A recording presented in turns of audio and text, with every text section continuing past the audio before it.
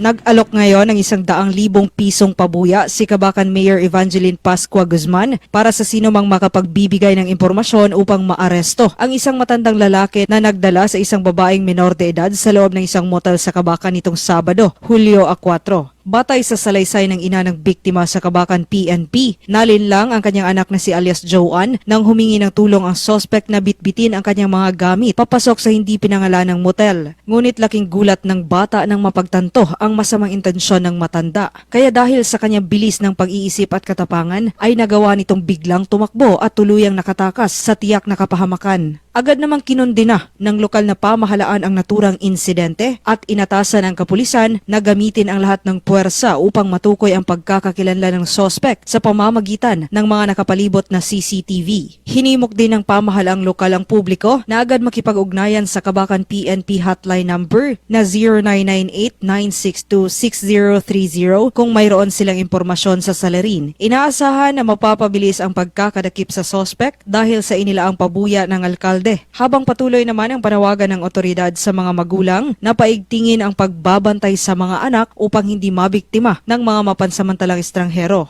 Isa sa ilalim sa psychosocial intervention ang bata sa tulong ng Municipal Social Welfare and Development Office o MSWDO. Joanne Oranio, NDBC, Bida Balita.